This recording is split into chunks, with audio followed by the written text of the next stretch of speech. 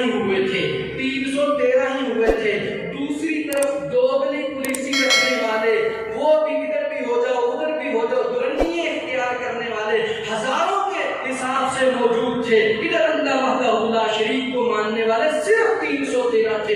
استستغیثون ربکم فاستجاب لکم انی ممدکم بألف من الملائکۃ مردفین۔ جب عقیدہ اتنا پختہ ہو، پتہ ہو کہ اللہ کے سوا کوئی کچھ نہیں کر سکتا، آسمان بھی گرے گا تو اللہ کی مرضی کے بغیر نہیں گر سکتا، زمین رب کی مرضی کے بغیر نہیں پھٹ سکتی، اس کائنات میں کوئی دنیا کا ایٹم بم کچھ نہیں کر سکتا، کیونکہ اصل طاقت، اصل قوت تمہارے رب کی طاقت قوت ہے۔ یہ ساری قوتیں زائل ہو جانے والی ہیں، ختم ہو جانے والی ہیں۔ للہ الملک للہ الواحد القہار، لمن الملک اليوم للہ الواحد القہار۔ اللہ فلا هادي له ونشهد أن لا إله إلا الله وحده لا شريك له ونشهد أن محمدا عبده ورسوله إن الله وملائكته يصلون على النبي يا أيها الذين آمنوا صلوا عليه وسلموا تسليما اللهم صل على محمد وعلى آل محمد كما صليت على إبراهيم وعلى آل إبراهيم إنك حميد مجيد اللهم بارك على محمد وعلى آل محمد كما باركت على إبراهيم وعلى آل إبراهيم إنك حميد مجيد رب اشرح لي صدري ويسر لي أمري واحلل عقدة من لساني يفقهوا قولي رب زدني علما اللهم انفعنا علما نافعا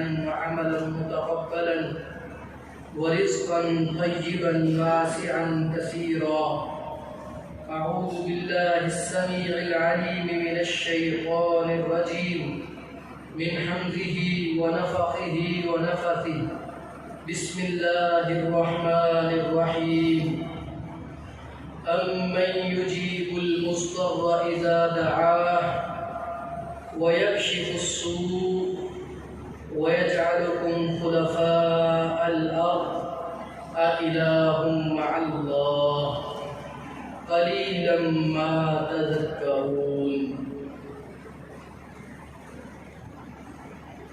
قال النبي صلى الله تبارك وتعالى عليه وآله وسلم من قال آخر كلامه لا إله إلا الله دخل الجنة أو كما قال النبي صلى الله عليه وآله وسلم أما بعد إن خير الحديث كتاب الله وخير الهدي هدي محمد صلى الله عليه وآله وسلم وشر الأمور محدثاتها وكل محدثة بدعة وكل بدعة ضلالة وكل ضلالة في النار صدق الله العظيم۔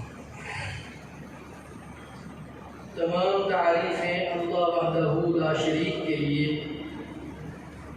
جو رب العزت ہی پوری کائنات کا خالق و مالک، رازق، داتا، لجپال، بگڑیے بنانے والا، غوث اعظم، دستگیر، ڈوبیے ہوئے اتارنے والا، بگڑے ہوئے کاموں کو سنوارنے والا، عزت اور ذلت، موت اور زندگی کا اللہ اکیلا ہی مالک ہے، اس کا کوئی بھی شریک نہیں۔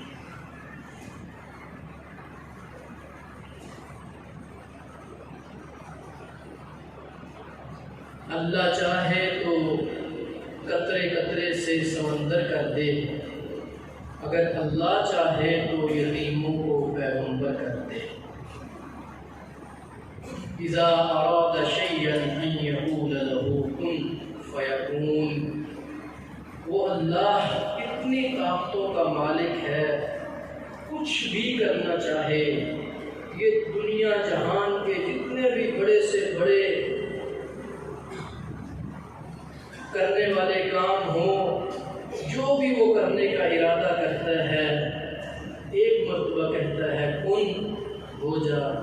فیکون اسی طرح ہی ہو جاتا ہے۔ ہوائیں، چرند، پرند، درند، مخلوقات، نباتات، حیوانات، جمادات، سب کچھ اللہ وحدہ لا شریک کا محتاج ہے۔ ایک ہمارے اندر جانے والا سانس اللہ کی اجازت کے بغیر واپس نہیں آتا، باہر آنے والا سانس اجازت کے بغیر واپس نہیں جاتا۔ جو دعا، یہ دوائی ہم میڈیسن جو استعمال کرتے ہیں اپنی تکلیف، دکھ، درد، بیماری کو کم کرنے کے لیے، یہ دوائی بھی پہلے پوچھتی ہے اللہ اس کے لیے شفا کا سبب بنوں یا نہ بنوں۔ اللہ کا حکم ہوتا ہے تو یہ دوائی میڈیسن بھی ہمارے لیے شفا کا سبب بن جاتی ہے، ورنہ بیسیوں ایسے لوگ آپ اور میرے مشاہدہ میں ہیں جن کو ایک انجیکشن ہی ان کی زندگی پی جاتا ہے، ان کی زندگی اس انجیکشن سے ختم ہو جاتی ہے۔ کیا ہوا ہے؟ وہ غلط انجیکشن لگ گیا تھا، اس کی وجہ سے اس بیچارے کی وفات ہو گئی ہے۔ تو الغرض اللہ وہ ذات ہے جس کے قبضہ قدرت میں ہماری جان بھی ہے، اور تمام تر وہ ضروریات جو شب و روز میں ہماری ضروریات ہیں وہ بھی اللہ کے قبضہ قدرت میں ہیں۔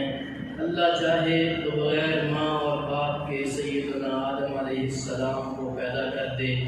میں یہ الفاظ دہراتا رہتا ہوں اس لیے کہ مجھے لذت آتی ہے جب میں یہ مثال بیان کرتا ہوں کہ اللہ چاہے تو بغیر ماں اور باپ کے سیدنا آدم علیہ السلام کو پیدا کر دے۔ اللہ نے مثال دے کے ہمیں سمجھایا ہے، کر کے دکھایا ہے کہ یہ میں نے کیا ہے۔ اللہ چاہے تو بغیر ماں کے اماں جی حوا علیہ السلام کو پیدا کر کے دکھائے، اللہ چاہے تو بغیر باپ کے سیدنا آدم علیہ السلام کو پیدا کر کے دکھائے۔ یہ ساری اللہ رب العزت کی طاقتیں ہیں، قوتیں ہیں۔ اللہ ہمیں بتاتا ہے کہ جب میں چاہتا ہوں تو ایک چیونٹی سے ہاتھی کو مروا دیتا ہوں۔ یہ میری طاقت ہے، یہ اللہ کی طاقت ہے کہ اگر ہاتھی چاہے بھی تو ایک چیونٹی سے نہیں بچ سکتا۔ اگر اللہ وحدہ لا شریک چاہے تو جھگیوں والوں کو درجنوں کے حساب سے اولادیں عطا کر دے۔ اللہ نہ چاہے تو بڑے بڑے بنگلے خالی رہیں، وہاں پہ اولاد کا نام و نشان بھی نہ ہو۔ یہ سارے اختیارات کس کے پاس ہیں؟ صرف میرے ایک اللہ کے پاس۔ وَرَبُّكَ يَخْلُقُ مَا يَشَاءُ وَيَخْتَارُ مَا كَانَ لَهُمُ الْخِيَرَةُ۔ یہ کائنات کے سارے اختیارات اکیلے اللہ کے پاس ہیں، اس کے سوا کسی کے پاس کوئی اختیار نہیں ہے۔ جو میں نے آیت قرآن پاک کی 20ویں پارے سورۃ النمل کی جو آیت میں نے ابھی آپ کے سامنے تلاوت کی ہے، اس آیت میں بھی تو اللہ نے یہی ہم سے شکوہ کیا ہے نا۔ اللہ وحدہ لا شریک فرماتے ہیں اَمَّن يُجِيبُ الْمُضْطَرَّ إِذَا دَعَاهُ۔ بھائی کون ہے وہ جو کسی مجبور، لاچار، پریشان، جب وہ مجبور ہوتا ہے، مجبوری کا عالم آپ سمجھ سکتے ہیں کہ کسی طرف اس کا چارہ نہیں چل رہا ہوتا ہے، بے کس بے بس ہو چکا ہوتا ہے، اس مجبوری کے عالم میں اللہ وحدہ لا شریک فرماتے ہیں اَمَّن يُجِيبُ الْمُضْطَرَّ إِذَا دَعَاهُ۔ وہ لوگوں بتاؤ تو صحیح کہ اس مجبور کی جب دنیا کے سارے دروازے اس کے لیے بند ہو جاتے ہیں تو کون سا ایسا در و دیوار ہے، ایسا دروازہ ہے جس کو نوک کرنے سے اس مجبور کی مجبوری کو سنا بھی جاتا ہے اور پھر اس کو حل بھی کیا جاتا ہے، اس کی پریشانی کو دور بھی کیا جاتا ہے، اور وہ کرنے والا ہے کون؟ یہ تو مجھے بتاؤ۔ وَيَكْشِفُ السُّوءَ، اللہ وحدہ لا شریک فرماتے ہیں کون ہے جس کو ڈاکٹر لا علاج قرار دے دے، اس کو بھی وہ شفا دے، وہ کون ہے؟ کوئی اس کا نام ہوگا نا، بتائیے تو صحیح۔ اَإِلَٰهٌ مَّعَ اللَّهِ، اللہ کے علاوہ کوئی اور نام ہے تمہارے ذہنوں میں؟ کوئی اللہ کے علاوہ اور طاقت ہے تمہارے سامنے جس کا ذکر کر سکو؟ اگر ہے تو لاؤ تو صحیح، دکھاؤ تو صحیح، کس نے بغیر ماں اور باپ کہ آدم کو پیدا کیا ہے؟ کوئی ہے تو لاؤ تو صحیح، دکھاؤ تو صحیح، کس نے بغیر ماں کے حوا کو پیدا کیا ہے؟ کوئی ہے، لاؤ تو صحیح، دکھاؤ تو صحیح۔ اِلٰہٌ مع اللہ، اللہ کے ساتھ کوئی اور اس کا شریک ہے نہیں، اس کا کوئی شریکہ نہیں ہے، کوئی برادری نہیں ہے، نہ اس کی کوئی فوقانی نسبت ہے، نہ تحتانی نسبت ہے، نہ اس کا والد دادا کوئی اوپر ہے، نہ ہی اس کی کوئی اولاد میں سے ہے، وہ اکیلا ہے۔ قل هو اللہ احد اللہ الصمد لم یلد ولم یولد۔ پھر بھی اللہ وحدہ لا شریک فرماتے ہیں۔ یہ ساری مثالیں سن کے بھی، یہ ساری باتیں ان کا مشاہدہ کر کے بھی، پھر بھی قلیلا ما تذکرون، تھوڑے سے لوگ ایسے ہیں جو خالصتاً اللہ کو ہی پکارتے ہوں، ورنہ سب دگڑ مگڑ چلا ہوا ہے۔ وہ بھی کرتا ہے، یہ بھی کرتا ہے، وہ بھی کرتا ہے، وہ بھی کر سکتا ہے، وہ سفارش کرتا ہے، وہ قربت کرتا ہے۔ اللہ فرماتے ہیں نہیں نہیں، یہ تمہارا عقیدہ نہیں ہونا چاہیے۔ اللہ وحدہ لا شریک نے ہمیں عقیدہ سکھایا ہے۔ عقیدہ میرے اور آپ کی زندگی کی ایک بنیادی چیز ہے، اہم چیز ہے، بنیادی پہلو ہے۔ اگر عقیدہ ایک مین سوئچ کی حیثیت رکھتا ہے، خراب ہو جائے، آگے ساری سپلائی خراب ہو جائے گی۔ عقیدہ درست نہیں ہے، ساری رات ہو کی جلیے ڈالتے رہیں، ساری رات ذکر اذکار کرتے رہیں، دن بھر ایک پاؤں پہ کھڑے ہو کے عبادت کرتے رہو۔ اللہ کے ہاں اللہ وحدہ لا شریک کا قانون ہے، جس کے عقیدے میں شرک کی آمیزش موجود ہے۔ اللہ رب العزت فرماتے ہیں ان تحبط اعمالکم، مجھے اس کے اعمال کی کوئی ضرورت نہیں ہے۔ کبھی اللہ وحدہ لا شریک فرماتے ہیں اس کے اعمال ضائع کر دیے جائیں گے جس کا عقیدہ توحید نہیں ہے، اور کبھی اللہ وحدہ لا شریک فرماتے ہیں کہ فلا نقیم لہ یوم القیامت وزنا، کل قیامت کے دن ایسے شخص کے اعمال کا اللہ کے ہاں وزن ہی نہیں کیا جائے گا، نیک اعمال اس کے تولے ہی نہیں جائیں گے۔ اللہ ہم سب کا عقیدہ درست کرتے ہیں۔ بار بار کچھ چیزیں سمجھانے کی کوشش کرتا ہوں، ریپیٹ کرنے کی کوشش کرتا ہوں، کیونکہ کچھ بنیادی چیزیں ایسی ہوتی ہیں کہ جن کے متعلق یہ اللہ کی ریکوائرمنٹ ہے، ہمارے رب کی ڈیمانڈ ہے کہ صبح اٹھو، سب سے پہلے اللہ رب العزت کے سامنے جب قیام کرنا ہے، کھڑے ہونا ہے فجر کے لیے، تو کہنا ہے ایاک نعبد و ایاک نستعین اہدنا الصراط المستقیم صراط الذین انعمت علیہم غیر المغضوب علیہم ولا الضالین۔ فجر میں ہر رکعت میں کہنا ہے، سنتوں میں بھی کہنا ہے، فرضوں میں بھی یہی پڑھنا ہے۔ پڑھو گے نماز قبول ہوگی، نہیں پڑھو گے نماز قبول نہیں ہوگی۔ کیوں نہیں ہوگی؟ کہ اس چیز کی اہمیت اللہ ہمیں سمجھانا چاہتے ہیں کہ عقیدہ چیز کیا ہے، کہ بار بار اللہ کیوں کہلوانا چاہتے ہیں۔ تمہیں یقین ہو جائے، تمہیں پکا ہو جائے کہ اللہ کے سوا کسی کی عبادت نہیں کرتے، اللہ کے سوا کسی سے مدد نہیں طلب کرتے، وہ وحدہ لا شریک ہے، مر تو جائیں گے لیکن اللہ کے ساتھ کسی کو شریک نہیں ٹھہرائیں گے۔ اللہ بھی یہی چاہتے ہیں، اسی لیے میں بھی چاہتا ہوں بار بار بار بار، اگرچہ بعض چیزیں ناگوار گزرتی ہیں، معذرت کے ساتھ بعض چیزیں ناگوار گزرتی ہیں، ان کی ناگواری کا جو اصل مسئلہ ہوتا ہے وہ چیزیں ناگواری والی نہیں ہوتی، حقیقت میں بیماری بڑھ چکی ہے، معاشرے میں بیماری بڑھ چکی ہے۔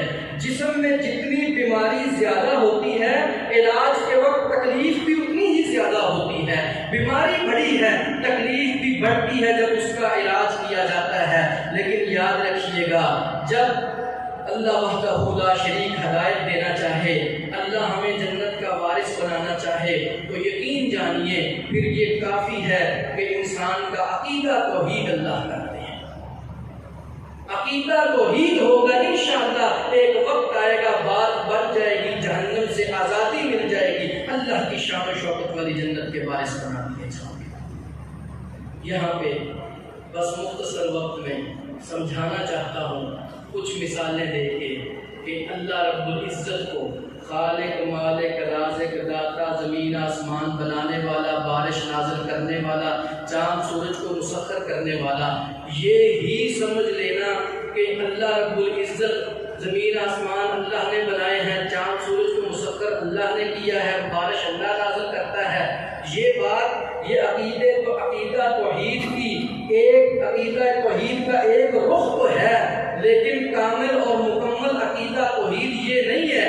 اگر یہ کامل اور مکمل عقیدہ توحید ہوتا تو یہ عقیدہ ابو جہل کا بھی تھا، ابو لہب کا بھی تھا، عتبہ شیبہ کا بھی تھا، کفار مکہ کا بھی تھا، مشرکین بھی یہی کہتے تھے کہ اللہ خالق ہے، مالک ہے، رازق ہے، آسمان زمین کا بنانے والا ہے، چاند سورج کا مسخر کرنے والا ہے، بارش دینے والا ہے۔ دلائل اللہ وحدہ لا شریک نے دیے ہیں، توجہ کیجئے گا، یہ پارہ 21واں ہے، سورت کا نام سورہ العنکبوت ہے، اس کی آیت نمبر 60 ہے۔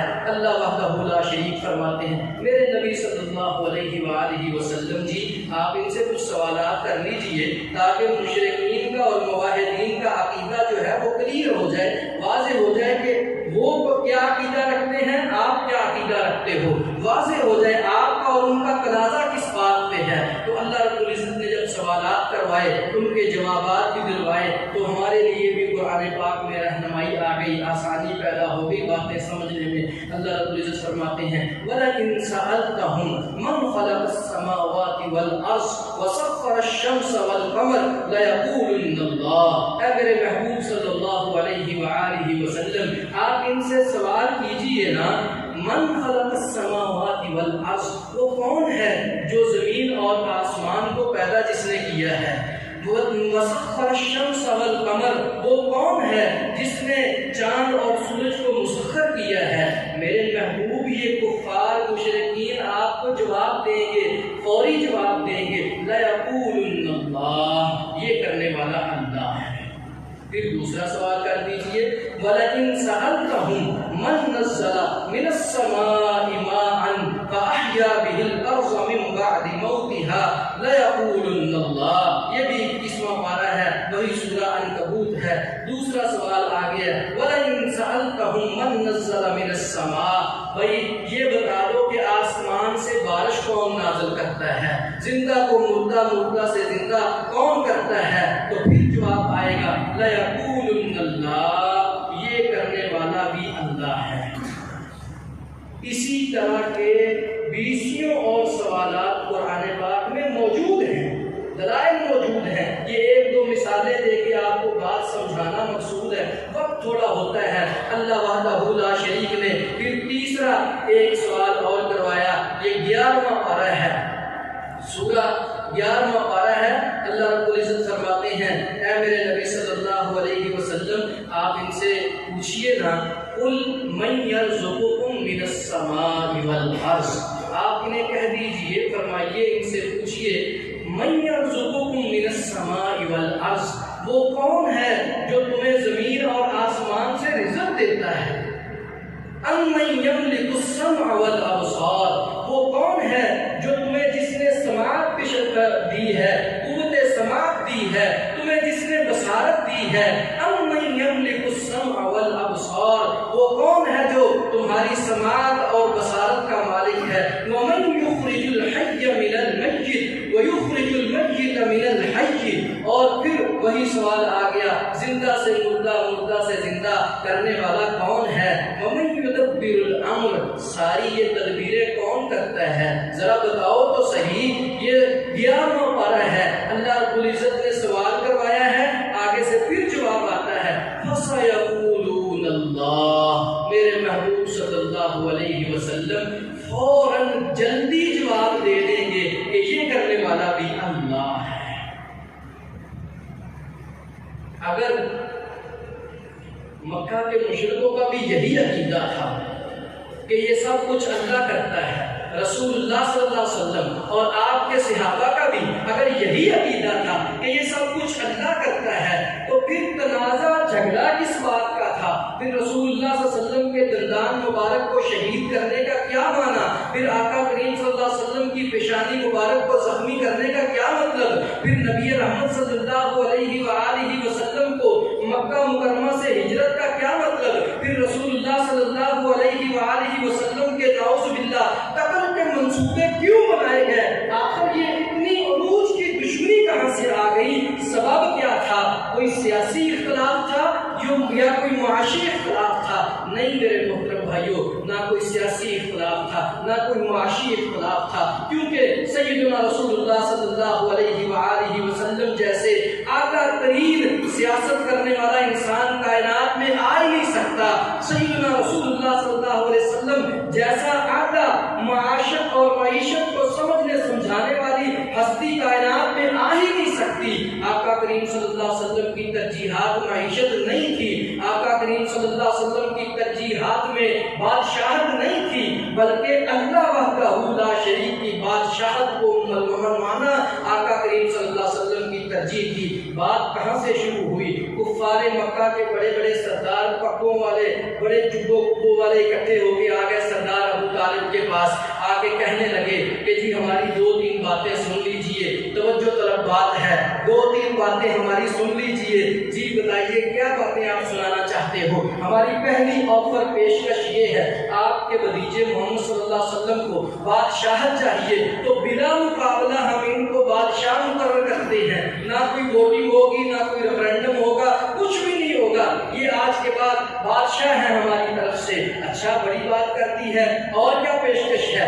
دوسری پیشکش یہ ہے کہ اگر ان کو خزانہ چاہیے، یہ ہمارے مال و دولت کی یہ چابیاں ہیں، لے لیجئے، وزیر خزانہ بھی یہی ہیں، وزیر اعظم بھی یہی ہیں، جو کرنا چاہیں کریں، کوئی نیب نہیں ہوگی، کوئی FIA نہیں ہوگی، کوئی اینٹی کرپشن نہیں ہوگی، کوئی پوچھنے والا نہیں ہے، کوئی آڈٹ نہیں، کچھ نہیں ہے، جو کرنا چاہتے ہیں جیسے کرنا چاہتے ہیں کر لیں، لیکن قربان جائیں سیدنا رسول اللہ صلی اللہ علیہ وسلم کی چاہت میں دنیا کا مال تھا ہی نہیں، آپ کی چاہت میں حکمرانی اس طرح کی تھی ہی نہیں۔ آقا کریم صلی اللہ علیہ وآلہ وسلم کو تیسری آفر پیشکش کی گئی، وہ یہ تھی کہ جس گھر میں شادی کروانا چاہیں، جس لڑکی کے ساتھ شادی کروانا چاہیں، یہ ہمیشہ سے کفار کی چال رہی ہے، اپنی لڑکیاں بھی پیش کرتے ہیں، جو اپنے کام کروانے کے لیے ڈالرز بھی پیش کرتے ہیں، بڑے بڑے پیسے پیش کرتے ہیں، جو بھی ان سے ہو وہ اپنے کام کروانے کے لیے کرتے ہیں، شروع سے کرتے آئے ہیں۔ یہ تیسری آفر تھی،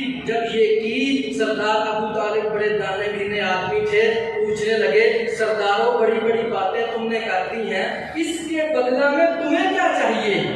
میرے بھتیجے سے تمہیں کیا چاہیے اس کے بدلہ میں؟ سارے کان جوڑ کے بیٹھ گئے، منہ جوڑے اکٹھے ہو کے آہستہ سے کہنے لگے سردار جی ہمیں صرف اتنا چاہیے، لو تدہنوا فیدہنون، یہ تو کہیں تھوڑا ذرا نرمی کر لیں، اللہ کے دین میں رب کی توحید میں نرمی پیدا کر لیں، یہ کہیں اللہ خالق ہے، مالک ہے، رازق ہے، زمین آسمان بنانے والا ہے، چاند سورج کو مسخر کرنے والا ہے، یہ کریں، اسباب کریں، لیکن یہ نفی نہ کریں کہ ہم نے جو اپنے بزرگوں کے بت بنائے ہوئے ہیں یہ کچھ نہیں کر سکتے، صرف اتنی سی بات ہے، یہ ہماری ڈیمانڈ ہے، اتنی بات مان لیں تو آج کے بعد ہم آپس میں بھائی بھائی بن کے رہیں گے، ہم ان کی حکمرانی کو بھی قبول کریں گے، ہم ہر چیز کو قبول کر لیں گے، صرف اتنا سا لچک دے دیں۔ آسمان سے اللہ وحدہ لا شریک نے قرآن نازل کیا، وَدُّوا لَوْ تُدْهِنُوا فَيُدْهِنُونَ لَا أَعْبُدُ مَا تَعْبُدُونَ، اے میرے محبوب صلی اللہ علیہ وسلم، قُلْ يَا أَيُّهَا الْكَافِرُونَ لَا أَعْبُدُ مَا تَعْبُدُونَ وَلَا أَنْتُمْ عَابِدُونَ مَا أَعْبُدُ وَلَا أَنَا عَابِدٌ مَا عَبَدتُّمْ وَلَا أَنْتُمْ عَابِدُونَ مَا أَعْبُدُ لَكُمْ دِينُكُمْ وَلِيَ دِينِ، جو تم چاہتے ہو کہ اللہ کی توحید پہ میں کمپرومائز کروں، یہ نہیں ہو سکتا۔ میرے ایک ہاتھ پہ سورج رکھ دیجئے، دوسرے پہ چاند رکھ دیجئے، کعبہ کے رب کی قسم ہے اللہ وحدہ لا شریک کی عبادت کو نہیں چھوڑ سکتا، اللہ کے ساتھ کسی غیر کو شریک نہیں مان سکتا۔ یہ عقیدہ توحید تھا سیدنا رسول اللہ صلی اللہ علیہ وسلم کا، یہ عقیدہ لے کے آقا کریم صلی اللہ علیہ وآلہ وسلم نے جن لوگوں کو تیار کیا تھا وہ 313 ہی ہوئے تھے، 313 ہی ہوئے تھے۔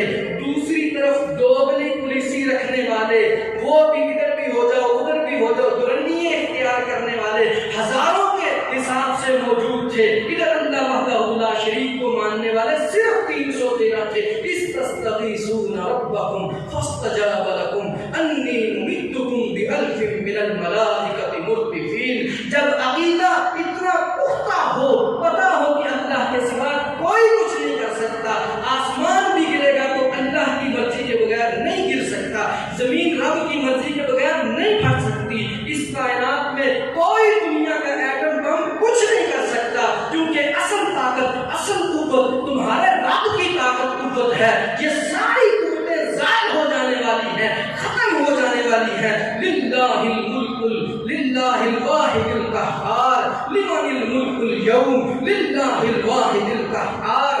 اللہ کے سوا کوئی طاقتور نہیں ہے. اللہ وحدہ لا شریک کی طاقت کو مان لیجئے. انشاءاللہ جس طرح اللہ نے بدر میں اپنے نبی صلی اللہ علیہ وسلم کی مدد کی تھی، اللہ وحدہ لا شریک ملک پاکستان اور اس کے اعلیٰ جو اداروں کے سربراہان ہیں، اگر ان کا عقیدہ درست ہو جائے، پختگی کے ساتھ اللہ کی طرف دھیان دے، اللہ کے ساتھ اپنا تعلق مضبوط کر لے، آج بھی اللہ اپنے ملائکہ ان کی مدد کے لیے بھیجے گا. اور انشاءاللہ وہ وقت دور نہیں ہے کہ ہمارا ملک آزاد ہے، آزاد ہی رہے گا، اس کو کوئی نقصان نہیں پہنچانے والا. جو دنیا میں سازشیں تو پچھلے 74-75 سال سے ہو رہی ہیں، لیکن یہ لا الہ الا اللہ کے نام سے پہ بننے والا ملک ہے، اس کو اللہ کی حفاظت ہے. ان دنیا والوں کی کوئی حفاظت نہیں ہے، نہ ہی انہوں نے حفاظت کرنی ہے. سب اپنی جیبوں کے سگے ہیں، ملک کا کوئی سگا نہیں ہے. کوئی حکمران ہو، کوئی سیاستدان ہو، کسی بھی پارٹی کے ساتھ تعلق رکھنے والا ہو، صرف اللہ ہی نگہبان ہے. اور انشاءاللہ جب تک اس ملک میں ایک شخص بھی عقیدہ توحید والا موجود ہے، اس ملک کا کوئی نقصان نہیں کر سکتا. میرا عقیدہ ہے، کیونکہ اللہ کا یہ قانون ہے کہ جب تک اس پوری روئے زمین پہ ایک بندہ بھی توحید والا رہے گا، تب تک قیامت نہیں آئے گی. اللہ نے عذاب روکے ہوئے ہیں توحید والوں کی وجہ سے. اللہ کا غصہ ٹھنڈا ہو جاتا ہے اہل توحید کی وجہ سے. بات دور نکل گئی. رسول اللہ صلی اللہ علیہ وسلم نے جب انہوں نے یہ کہا نا کہ ہمارے بنائے ہوئے یہ جو بزرگوں کے ہم نے بت بنائے ہیں، یہ نہ کہیں کہ یہ کچھ نہیں کر سکتے، یہ کہیں کہ اللہ سب کچھ کرتا ہے. اللہ کے نبی صلی اللہ علیہ وسلم نے صاف صاف جواب دے دیا. یہاں پہ اب سوال یہ پیدا ہوتا ہے کہ حضرت صاحب 2 دفعہ آپ نے یہ کہہ دیا ہے کہ یہ جو بزرگوں کے انہوں نے بت بنائے ہوئے ہیں، یہ تو ہمیں بھی پتہ ہے کہ انہوں نے بت بنائے ہوئے تھے، بتوں کی پوجا پاٹ کرتے تھے، لیکن یہ بزرگوں والی بات آپ کہاں سے لے آئے ہیں؟ یہ بات ہمیں سمجھ میں نہیں آ رہی. بھائی بات سمجھنے والی یہ ہے کہ یہ بات بھی اللہ کے قرآن نے ہمیں سمجھائی ہے. اللہ وحدہ لا شریک فرماتے ہیں، پارہ 14 ہے، سورت کا نام سورت النحل ہے، اس کی آیت نمبر 19 ہے. میں یہ لکھ کے اس لیے لایا ہوں، کمزور ایمان کے لوگ ہیں، گھر جائیں گے، قرآن کھولیں گے، ترجمے سے پڑھیں گے، کچھ باتیں سمجھ آ جائیں گی. اللہ رب العزت نے یہ بات سمجھائی ہے، والذین یدعون من دون اللہ، وہ لوگ اللہ کے علاوہ جن کو پکارتے تھے، لا یخلقون شیئا، یعنی جنہیں پکارا جاتا تھا نا اللہ کے علاوہ، انہوں نے کچھ بھی پیدا نہیں کیا تھا. وَهُمْ يُخْلَقُونَ، بلکہ وہ تو خود پیدا کیے گئے تھے. أَمْوَاتٌ غَيْرُ أَحْيَاءٍ، اب وہ مردہ ہیں، زندہ نہیں ہے. اللہ کا قرآن بیان کرتا ہے کہ وہ خود پیدا کیے گئے تھے، لوگ تھے، انسان تھے، پیدا کیے گئے تھے، انہوں نے کسی کو پیدا نہیں کیا تھا.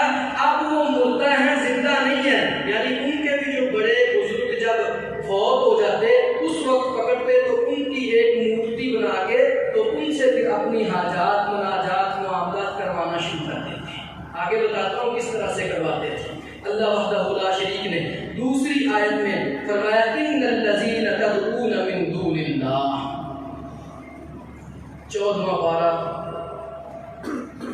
9واں پارہ ہے، سورۃ اعراف ہے، 193 نمبر اس کی آیت ہے.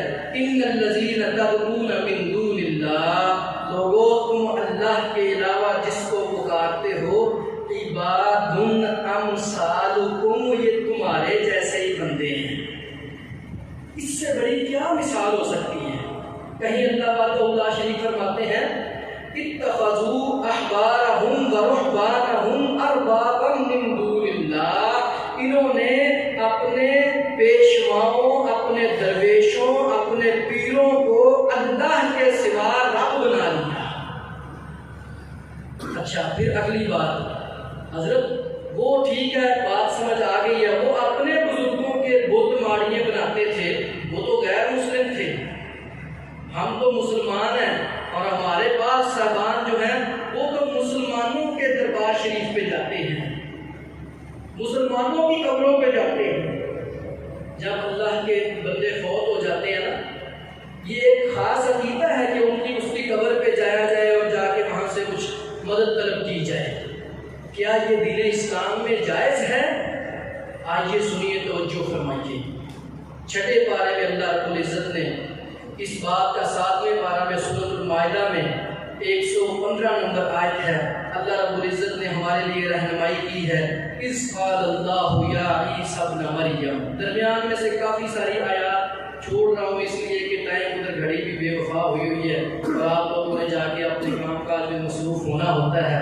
अल्लाह वहदहु ला शरीक फरमाते हैं कल क़यामत का दिन होगा, सैयदना ईसा बिन मरियम अलैहिस्सलाम को बुलाया जाएगा और फिर वहाँ अल्लाह सवाल करेंगे, ईसा अलैहिस्सलाम जो अल्लाह के नबी, उनसे सवाल किया जाएगा, इस क़ालल्लाहु या ईसा इब्न मरियम, ऐ ईसा बिन मरियम, अंता कुल्ता लिन्नास, क्या तूने लोगों को कहा था, अपनी उम्मत वालों को, इनको कहा था इत्तखिज़ूनी व उम्मिया इलाहैनि मिन दूनिल्लाह, ये तुम्हें और तुम्हारी वालिदा मोहतरमा को इस दुनिया से जाने के बाद रब मान ले? ईसा बिन मरियम कहे क़ाल सुब्हानक, अल्लाह तो पाक है, वो बात जो हक है ही नहीं, मैं उसको बात कैसे कर सकता हूँ? नहीं, ऐसी बात मैं कर सकता जो हक ना हो। लोगों सुन लीजिए, फिर यहाँ पे ये बात तो समझ आ गई कि ईसा अलैहिस्सलाम अल्लाह के नबी थे और यह अल्लाह का बड़ा मुकाम होता है लेकिन अल्लाह के नबी से कम होता है। फिर एक नया सवाल हमारे जहन में आ सकता है कि यार ये तो ठीक है, यहाँ तक बात समझ आ गई है, क्या सय्यदुना रसूलुल्लाह सल्लल्लाहु अलैहि वसल्लम से मदद मांगी जा सकती है? भाई अगर अल्लाह इजाजत दे, मैं भी मांगूं, आप भी मांगो, वो हमारे लिए इबादत होगी। लेकिन अगर अल्लाह की तरफ से इजाजत हो, हमारी शरीयत में रब ने हमें इजाजत नहीं दी, इसलिए कि ये खालिसतन अल्लाह के साथ खास है कि मदद मांगना, नफा और नुकसान का मालिक अल्लाह है, रब के सिवा कोई और नहीं है। सुनिए, तवज्जो फरमाइए, बात तो दलाइल के साथ ही होती है, अगर तासुब की ऐनक उतार ली जाए, अल्लाह का कुरान तमाम मुसलमानों के लिए है।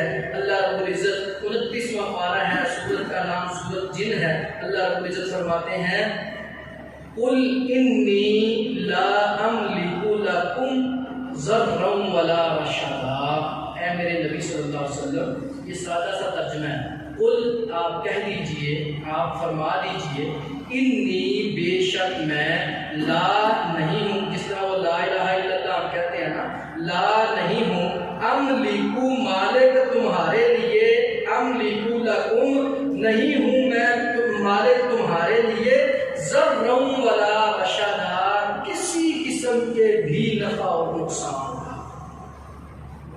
अल्लाह के कुरान में नस मौजूद है, फिर भी हम अपनी गद्दियाँ चमकाने के लिए न जाने नबी अलैहिस्सलाम पे भी क्या कुछ झूठ बांध देते हैं, नाउज़ुबिल्लाह मिन ज़ालिक। फिर अगला सवाल है, अल्लाह के नबी सल्लल्लाहु अलैहि वसल्लम क्या अपनी ज़ात के लिए नफ़ा नुकसान के मालिक थे? फिर अल्लाह वहदहु ला शरीक का कुरान बोला, सूरह आराफ है, 9वां पारा है, 187 नंबर आयत है। अल्लाह रब्बुल इज़्ज़त फरमाते हैं, मेरे नबी सल्लल्लाहु अलैहि वसल्लम बोली वाली उम्मत को आप समझा दीजिए, कुल आप फरमा दीजिए, ला नहीं, अमलिकु लिनफ्सी, मैं मालिक अपनी जान के लिए भी, नफ़अन वला ज़र्रन, किसी किस्म के नफ़ा और नुकसान का, इल्ला माशा अल्लाह, وہی ہوتا ہے جو اللہ کرتا ہے، اللہ لا شریک چاہتا ہے۔ یہاں پہ ایک آخری بات، وقت زیادہ ہو چکا ہے، آخری بات ہمارے ذہن میں اس کے بعد یہ سوالات پیدا ہوتے ہیں کہ بھائی یہاں یہ چھوٹے موٹے معاملات تعامل ایک دوسرے سے جو ہم کرتے ہیں، یہ کسی کا نفع نقصان نہیں ہوتا؟ مثال کے طور پہ گلیا صاحب کی جیب میں ابھی یہ اینک موجود ہے، میں کہتا ہوں جی مجھے اینک دینا، یہ مجھے اینک دیں گے، انہوں نے میرا نفع کیا ہے نا، لیکن یہ نفع قرآن نے، اس کو میں پہلے ہی بتا چکا ہوں، قرآن نے اس کو لفظ تعاون بولا ہے، وتعاونوا علی البر والتقوی، تعاون کرو ایک دوسرے کے ساتھ نیکی کا، بھلائی کا، اچھائی کا، اچھے کاموں کا۔ اب وہ تعاون کس طرح سے ہوتا ہے؟ پاس سبب موجود ہے تو وہ تعاون کر سکتا ہے، ما تحت الاسباب تعاون ہے، ما فوق الاسباب نہیں ہے۔ سبب پاس موجود ہے، گرایا صاحب موجود ہے، ان کے پاس اینک موجود ہے، یہ مجھے ابھی پکڑا دیں گے۔ گرایا صاحب گھر بیٹھے ہو، میں یہاں بیٹھا آوازیں دیتا رہو، اینک دینا جی، وہ میری آنکھ میں ابھی کچھ لالگی آ رہی ہے، اینک دینا، وہ ہے ہی نہیں، ادھر قریب ہی نہیں ہے، سبب موجود نہیں ہے، وہ معاملت نہیں کر سکتا۔ رسول اللہ صلی اللہ علیہ وسلم کے دور میں شہر مدینہ ہے، قحط سالی آ گئی، جس طرح آج کل بارشوں کا فقدان ہے، بارشیں شدید قلت بارشوں کی ہو گئی، پانی کی وجہ سے انسان بھی پریشان، حیوان بھی پریشان۔ دعا کیجیے اللہ وحدہ لا شریک ہم سب کو بارش نوازے، پورے پاکستان میں جہاں جہاں ضرورت ہے اللہ تعالیٰ بارش عطا فرمائے۔